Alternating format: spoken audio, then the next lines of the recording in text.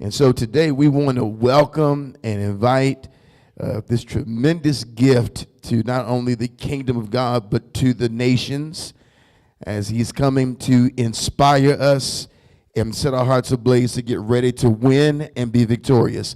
Let's receive Shawn Harper as he comes, everybody. Awesome. Okay. All right. Now listen, I love order. And so because a lot of power flows in order. It's really hard to have position if you don't have submission. I'll say that again. And oftentimes, man, it's the enemy is able to cut off a lot through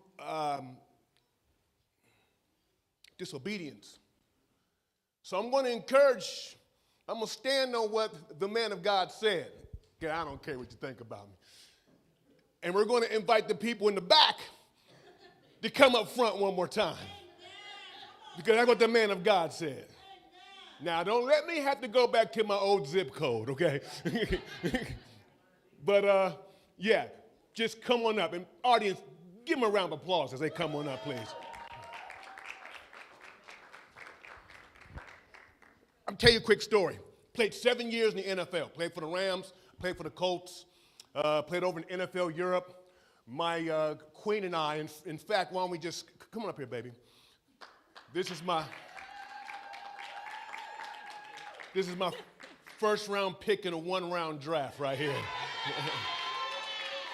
Yeah. And it just, we're like, 23 years strong right here. And another secret of winning is agreement. And when the enemy tries to block or to break that agreement, he can do a lot of damage. But, we stand on one accord, we pray on one accord, we win on one accord. Because we're not created to be only successful, we're created to win, okay? And God has called us to win. So please, thank you very much for giving my queen a round of applause. So check it out, I'm gonna tell you a quick story. A father one day decides to bring his son to the zoo for one of the first times. And at the zoo, this kid is seeing all the animals, the giraffe, the parakeet, the tiger, And then he sees it. He sees this humongous elephant, but he notices the elephant's being held by a small chain or a rope. And in his confusion, he looks up at his daddy. He's like, Daddy, how is it that this 12,000-pound elephant is being shackled by this small chain? So his father, seeing or sensing the confusion, sits his son down, begins to tell him the story. He says, Son, when an elephant was just a baby, they tied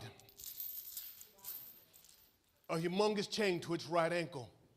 And that baby elephant would pull and pull and pull for days, weeks, months, and years, wanting to break free, wanting to experience freedom. It would pull and pull and pull until one day it says to himself, not only can I not break the chain today, but I'll never be able to break these chains. And years later, son, they'll take that fully grown 12,000-pound elephant, whether in the zoo or the circus, and when you're watching, when it gets to the end and it feels that tug, not of a massive chain, but that of a small chain, that same 12,000-pound elephant could snap 100 chains. That same 12,000-pound elephant could tear this building down. But it was taught, it was conditioned, it was socialized when it was younger. The one thing I can never do is break these chains. The one thing I can never do is break free. The one thing I can never do is to manifest or to create. You see, it's one thing to have chains here, but it's a tragedy when we allow a situation or circumstances to place chains here. I love that story because it mirrors my personal story. You're like, wow, wait, what dude? You're a business owner for 20 years. You've got over 100 employees. You travel all over the world. You're a speaker, and you're an NFL football player. What do you know about this? I remember standing in the second grade line in the first day of school in the second grade. I was so excited, man, to be in the second grade. I had my tough skin jeans on, and don't laugh now. I had my 32 pack of crayons, and not the 64, but not the 16, okay? I had like Kanye in the pack, right? Was plotting world domination in the second grade. And the teacher walks up and she grabs my left hand and she pulls me back into the first grade line. And my friends were like, Shawn, you failed. Shawn, you're stupid. Shawn, you're dumb. My mom was struggling at the time. She had to raise all 6 of us by herself. She scrubbed floors in affluent neighborhoods. You see, we didn't grow up poor, we grew up po'. It's a big difference between being poor and po'. I mean, I'm talking about, let's just find out. Old school in here, we had cereal, but we didn't have any. There you go. Peanut butter and no. There you go. In the back of the refrigerator, that long rectangular tube in a brown box, not government, but government. Yeah, that's right. That's it. That's it. Failed the first grade, single parent setting. Mom, we're all po', trying to make things right, wearing hand-me-downs. And by the time I'm in the 5th grade, and I'm struggling in school, and then they decided to test me. And they said, Miss Harper, your son has 4 to 5 documented learning disabilities. And, the social worker speaking and the psychiatrist and this guy is speaking. And, I'm noticing my mom is rocking back and forth while they're trying to prescribe the rest of my life. I'm like, they have no idea the impending doom is about to happen to this man. Like, my mom about to pull out an extension cord right now and whoop this man. And I'm just like, man, you making mom mad, bro. And she's like, she stood up and she slammed her hand on the table and she looked that man in the eye and she said, you will not label my son.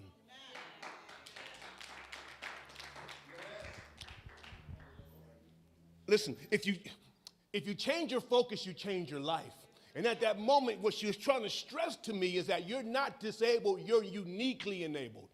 Because everyone has strengths and everyone has weaknesses. My goodness, even Superman had kryptonite, right? Okay.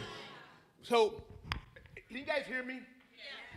And so I'm like, Mom, what are you doing?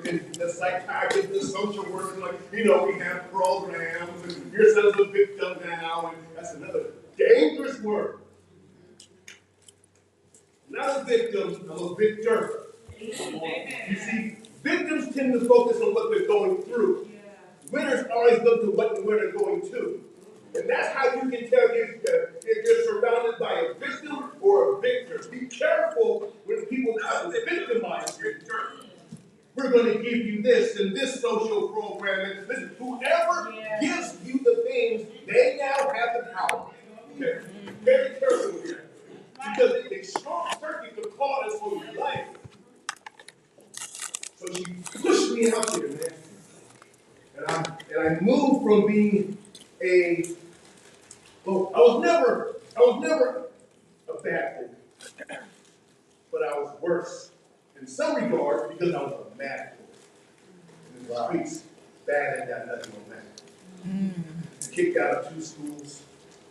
I leave high school with 1.62 cumulative GPA, 9 on ACT.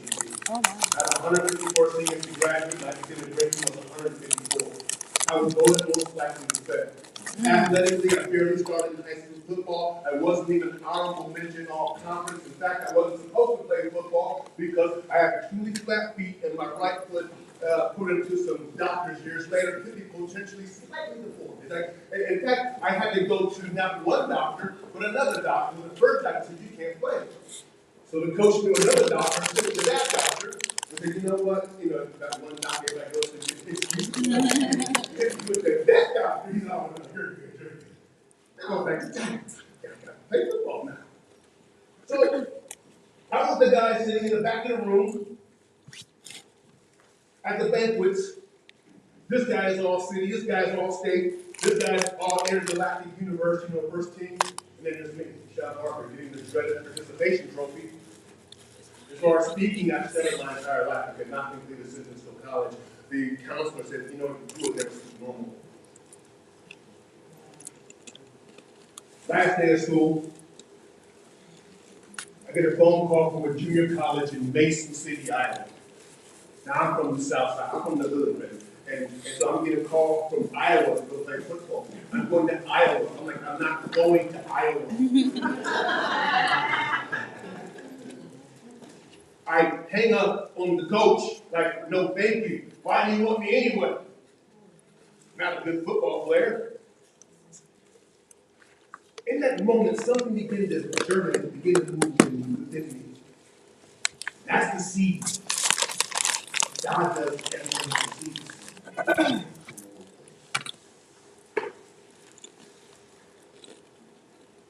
Your potential is like a seed. And you can often count the number of seeds in an orange, but you never can count the number of oranges in the seed. Move. Go. Go. I called Coach Ramsey back. Coach, I'll come to Mason City, Iowa, if you still have me, because I'm hooked up on your phone. But I'll come to the cornfield of Iowa. My mom gets in the station wagon, and my wife's boyfriend has a station wagon. We drove all the way to Mason City, Iowa. The junior college is still to this day. Look it up. North Iowa Area Community College in Mason City, Iowa. It is between two cornfields. And I'm driving between two cornfields. I'm in Mason City, Iowa. 26,000 blonde hair, blue eyes. Everyone's last name is Schneider. Okay. I am in baby Germany. First year at that junior college, I took the bench the entire season. I am struggling in every aspect of life. Pick the phone up, said, Mom, quit. Coming home. Okay, where you gonna sleep? You already gave the room up. They coming home. Then I had this conversation with myself. The conversation that changed my life. The conversation was like this. You know, I can never be successful. I don't have the grades. I don't have the network. I don't believe I can. I'm the wrong color. All these excuses, right? No, I'll never be successful. But then something rose up. I said, but I can win. And the moment I said that, everything in my life shifted. I began to look at obstacles as opportunities. I kind of MacGyver life while you old school. I went from sitting on a bench in junior college to being first team all region in one season.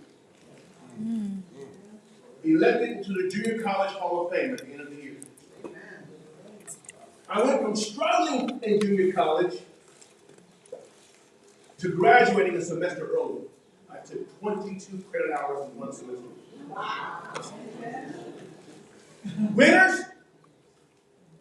Winners always separate themselves. See, when we're younger in our education system, we teach conformity. We teach how to, sit in straight lines. We go to lunch the same time you go to lunch when you work corporate. It is by design.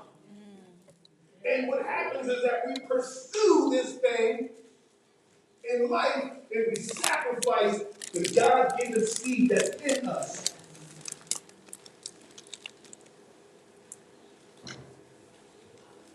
So the separation of the winner goes like this. When we're younger, we teach conformity, follow the rules, color in the lines, come on. But then when we're older, we celebrate uniqueness. That's why we love Jordan. That's why we love LeBron. That's why some of us like Elon Musk. And there are people who dare to be different. We celebrate uniqueness when we're older, rarity of a diamond, of a certain painting, but when we're younger, we shun it. There's a sacrifice. You gotta break that. Winners have to be willing to be different. I went back to that junior college in the middle of the summer by myself. I trained twice a day. I pulled out a sheet of paper and I wrote 200. Okay, I wrote one letter. I Xeroxed it 200 times. 200 colleges throughout the country and said, "Here I am." And I graduated a semester early because winners always separate themselves in this distinction that I can come out early and you have a whole semester with me before all the other JC guys out there. They have full scholarship at Indiana University, draft day in the NFL, I'm third pick in the fourth round, just like that. They're like, where did this guy come from? I played a number of years in the NFL. And then from there, when I left the NFL, I went to corporate America, or I started my own company. And I was struggling, and like, do this, and the business plan. And I'm like, we're going to teach you how to be successful. I'm like, I'm not created to be successful. I'm created to win. I got to sell you on that for a second, because each and every one of you in this room, you're not created to be successful. You're created to win. There is a big difference. I'm going to sell you on this, because you got to get this, okay? We are born winners, period. End of discussion. We're born winners. Can you prove that? Why do you think we love sports so much? Now, for the sake of my safety, I'm not going to talk about your Ravens.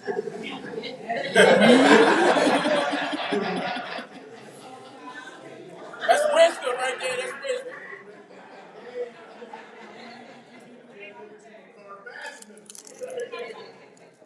I ain't going to get on the Ravens, but think about it for a second. We love football. We love our Ravens, right? That's right. So imagine this, right? Don't choke on your food. Just imagine that the Ravens lost every single game for the next 5 years. Okay? That's right. I know it's just fictitious. Just want you to imagine that stuff. Okay? Now,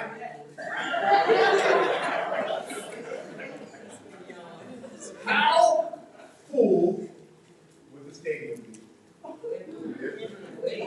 Oh, you're still fans, though. Yeah. I mean, you may have to go outside and bury the hat, but you're still fans. But you can't be in the presence of losing, because it's inconsistent with who you are. About 2 weeks ago, I was in a city in the Southwest, and in the summertime, that city is 105 degrees. And it is so hot in Vegas. But yet people are there, that same old lady, 82 years old, playing the slot machine. Every time I did a Vegas trip, she's right there. Cigarettes, and she ain't put it out there, long ass, she's just playing because she's trying to connect. She's trying to connect who she is. She is a winner, and she's trying to connect with it.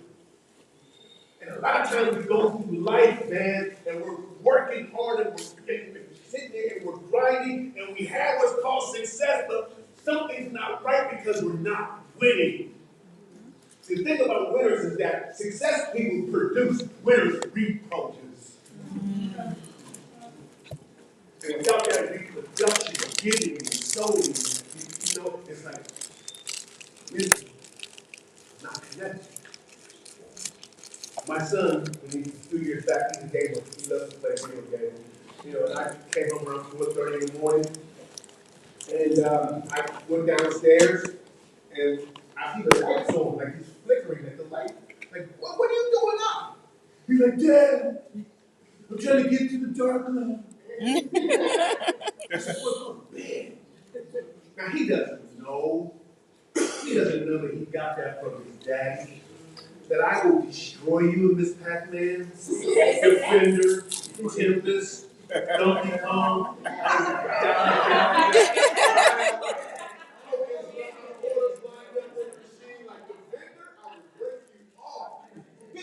not gonna.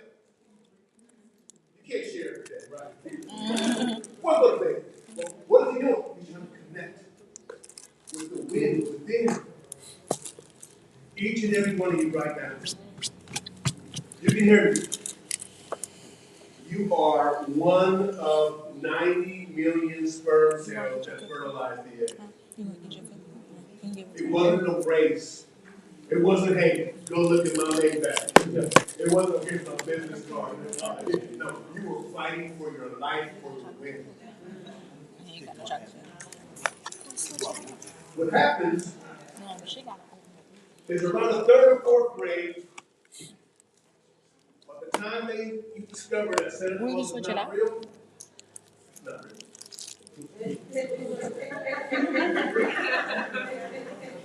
They introduce another concept to you, and that concept is called success. And you have to look a certain way to be successful. You You have to live in a certain subdivision to be successful. You have to be a part of this crew or that crew to be successful. You have to be in the right, like, fraternal organizations to be successful. Yeah. Yeah. You have to have all that. And so now it pulls you off of the winning track. Because look, when we were kids, we played like hide and seek, win or lose game. Okay? I'm a racer, I got new shoes, win or lose, right? All these, they pull you from that, and now it's a success game. And now you're trying to become successful. You're trying to be what you already are. You cannot become unless you are. You cannot become unless you are in a state of being. Do you understand what I'm trying to say? Before you can become, you have to be. So you're trying to be successful, you're trying to win, you're trying to make it to that next level when it's already in you. And it doesn't come to you, it can't get through you. It comes from you. I am that guy. Yes. And now it exudes from me.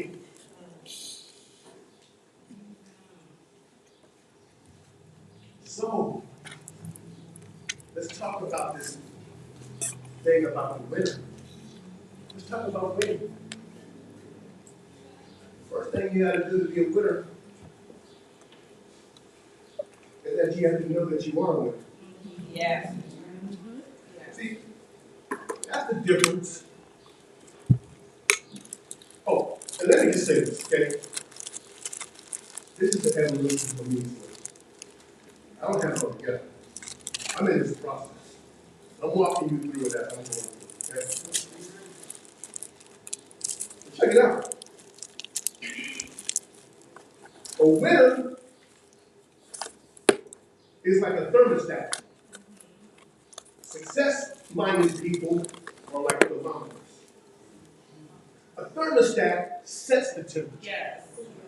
A thermometer reacts to the temperature. I'm that guy because I know who I am because I know whose I am. That's right. I know. I'm telling you that because I'm in church, right? Okay, I'm going to say that in court. He's smuggling with them in. Identity is everything. You want to know how powerful identity is? It's because when Jesus walked the planet Earth, and I'm in church, right? So, when Jesus walked the planet Earth, he didn't walk like, hey, I'm a prophet. I'm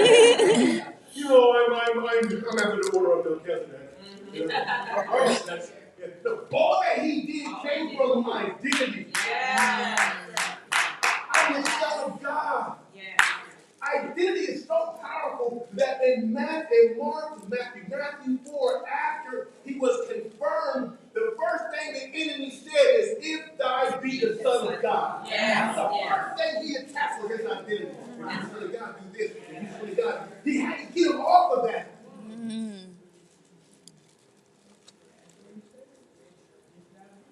Transfiguration. No, Matthew 3. This is my son. Yes. Who I am well pleased. Yes. Transfiguration. This is my son. When Jesus was about to end his ministry, he said, Peter, who am I? Thou art the Christ, son of the living God. Yes. We as a people, not a race, as a people, there's only one race. That's right. Human race. Amen. Okay? Don't play that race game. Come on, right? Don't play that. Yeah. Because if you play that, it automatically sets up a division of one or this and that. Right? You have to compare. But when you have to look at it all one person, and that's between, 3 or 4 rivers. And those 3 or 4 rivers is not in Berlin. Come on.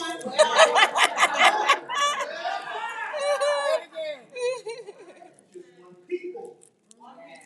Race. Okay, so now so Jesus, after he was leading from the identity, and the power from the identity, and the enemy tried so hard to get you off of your identity. He's able to do so much because he can break that off of you, because he places you in a reactionary standpoint. And as long as you are reacting, you can never proact. That's right. But I'm proacting from the sense or the point of who I am. It all comes from identity. You have to get that. You got to fight for that. You got to fight for that. Because all actions stem from thoughts. All thoughts come from your belief systems. And that's where 90% of all the motivational speakers stop at. Your belief. What do you believe? What do you believe? What do you believe? What do you see? It's one step deeper. Your belief is nestled in what's called your self-concept. Who are you? Ladies and gentlemen, listen to me. Okay, you don't write nothing else down, get this. You will never grow past your name. That's why we look in the Bible, when God wanted to do a great work, certain people change their name. Yeah. So you have to fight for that. Winners fight for the name. They fight for their name. What is your name? It's not abuse. It's not failure. It's not ugly. It's not stupid. It's not dumb.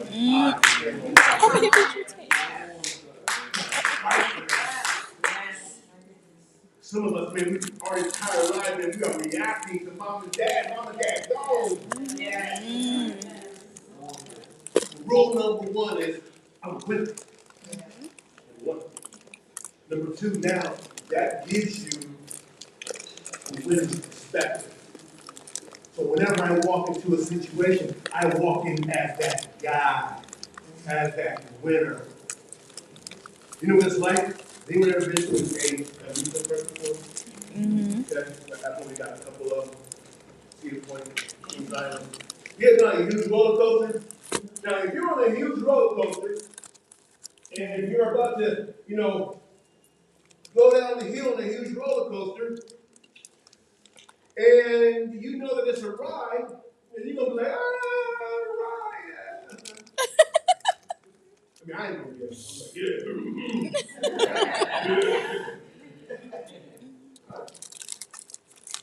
But if you're up 300, 400 feet in the air, and you don't know that it's a ride, you're going to have a different type of story. Check it out.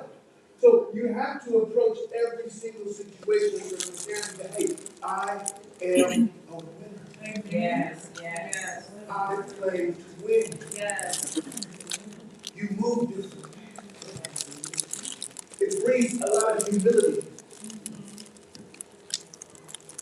Because if you don't know who you are, you're who they say you are. Yeah. Yes. Amen. So that perspective you fight for. You fight for the winner's perspective all the time. Number three, there's always a way to win. There's always a way to win. Now that I'm a winner and I have a winner's perspective, there's always a way to win. Yeah. Now, let me share with you about this. Going back to my boy. Now, my boy's now 20. He's at the UK. He's doing real good. But, there was a point where I was kind of losing connection with my boy, right? I just felt like there was a separation between me and my son. And I was like, man, he's like 14 maybe, and I'm losing connection. We're not connecting. He's trying to close the door in his room, and I'm old, so I'm going to take the keys right off the door.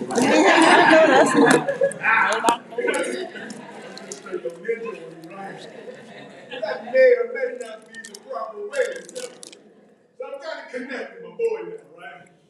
So I said, you know what? I'm going to meet you in your world, man. You're going to get the video games out. So we started playing Star Wars Battlefront, right? And we're playing every single day for 45 minutes. And right before dinner, we're going downstairs in 45 minutes, or that's and we're losing. We get to level 12. And he's right here next to me. We crying, we just can't all stormtroopers. But level 12, we can't get past level 12. Like, what is that? And we spent 2 months trying to get off level 12. Wow. Every day. He's like, Dad, why don't we just go to another level? I know. One day, we're playing, and I'm shooting, and I hit like the X button, and I jump behind some barrels. I'm like, I don't know how I got behind the barrier. But they couldn't see me. And they ran past me. And I'm like, oh, baby, boy, bring them by again. I'm going to lay them all down. You ain't got to worry about it. Night, day, baby. And they came around again. I said, son, keep doing that. Whoa, whoa, whoa, whoa, whoa. They couldn't see me. But they just dropped the name. Yeah. We did that for level 12, level 13, 14, 15. We beat the level. And he looks at me. He said, Dad, there's a glitch in the game. I almost broke the controller.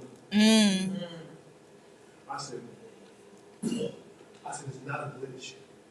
In order for them to ethically and legally, spiritually call this a game, there has to be a way with it. Yes. A lot of us are taught how to be successful, but we're not taught how to win. This is why 98% of everyone that you know will be dead or dead broke by the time they're 65, depending on someone else for the government, for their major source of finances. Because you're living the success, playing the success game, and not playing the winning game. I've been in business for over 20 years. 98% of all business, over 90% of all businesses fail within 5 years. Gone. I've been grinding for 20 years. Been married for 23 years. That's a Shawn will never speak, motivational speaker. Shawn, you can't go to school, college graduate, 2 degrees. Let them write you off and you come back and you break the pencils, not by successful winning. Set up as winning. But I'm going to share something with you. Share something with you that I always share. Winners, and I kind of mentioned it earlier. Winners know the rules, but they never break the laws. I'm going to share with you 2 things that has taken my life to the next level. You got to get this. There are laws in this earth realm that you cannot break. There are winners. I know some winners. I know 6, 7, 8 figure. I know winners. There are laws you cannot break, and you have to know the laws. Fortunately and unfortunately, all the laws are in the Word of God. I say unfortunately because sometimes they're taught in the wrong way. So you're reading something, but you don't really understand what you're reading. Fortunately, that these laws are stacked on top of each other. And the more laws you can stack on top, then the further you go. I love to fly planes. Flying a plane consists of several laws. It's not just one law. There's other laws that you put on top of the laws. So you have the law of propulsion. You have the law of lift. These laws work concurrently or on top of each other. So we talk about sowing and reaping, but we don't talk about being faithful over the middle. The more laws you can stack on top of each other, the further you go. You have to know the laws of the winner. So I need you to get into the Word and read it from a different perspective. Yes. Wow, okay, I see that. I understand now. When he fed the 5,000 people, at the end, he said, gather up all the fragments. Because not being accountable will make you broke. It's a law. It's a law. God, I get it. So winners stack laws. They stack the laws. The more laws you can stack, the higher you go. Now here's the one. Winners, rap. Winners They not only live, or they live from creation, they live from manifestation.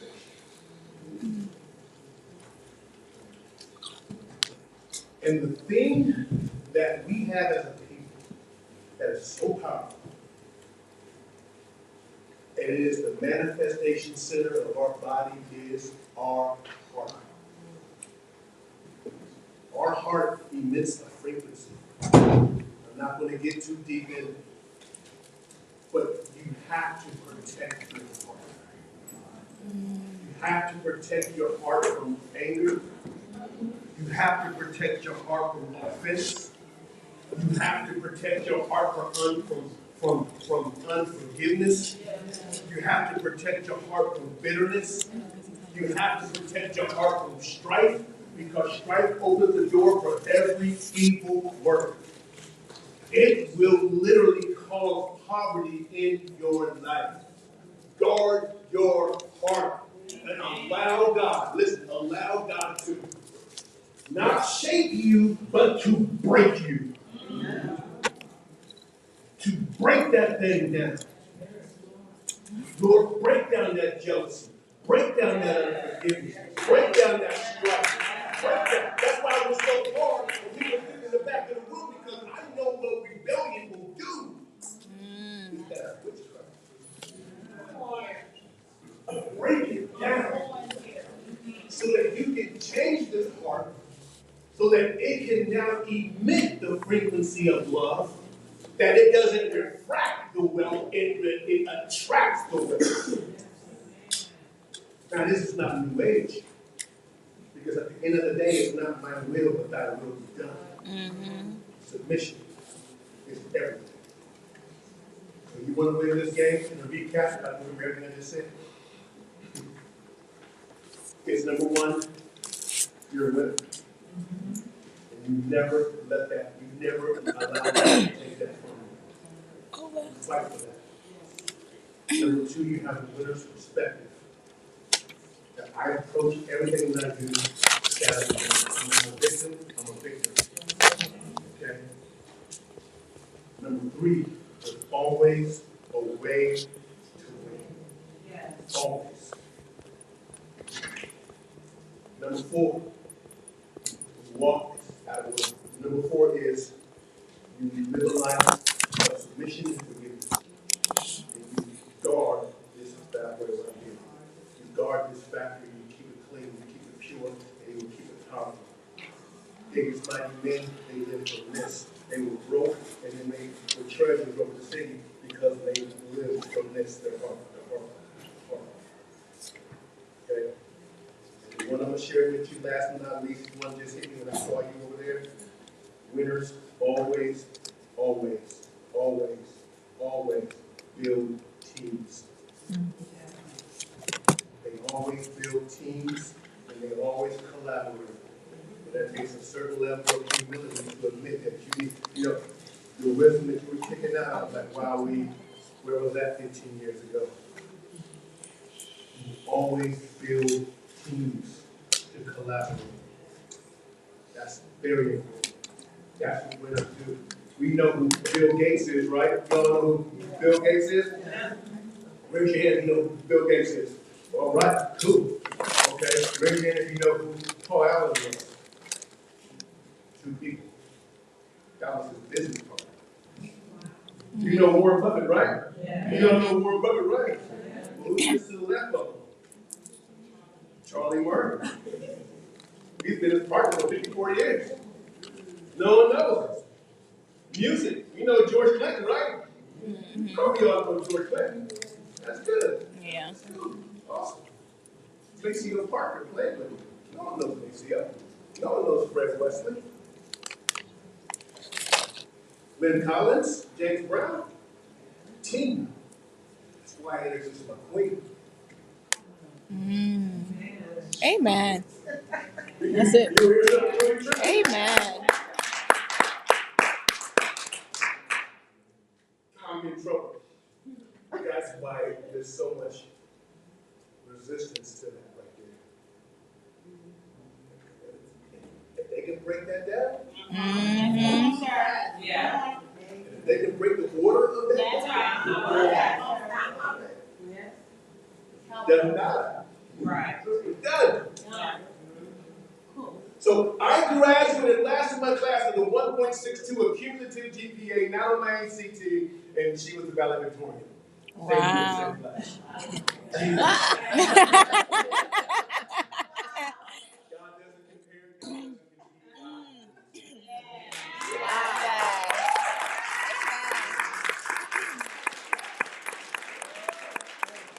All right, I'm done. I gotta get about here and listen to this stuff. This right here, and we'll take this. This is what it's about. God's break this. 50 years, everyone in this room will probably be gone. What's coming at me? Many of us drop the time, man. Got to fight for something bigger. You gotta break it. Dad, he didn't break it. Try to break them later in life. I'll share that story with you one day. But now it's me. I'm breaking it. My son's son's daughter.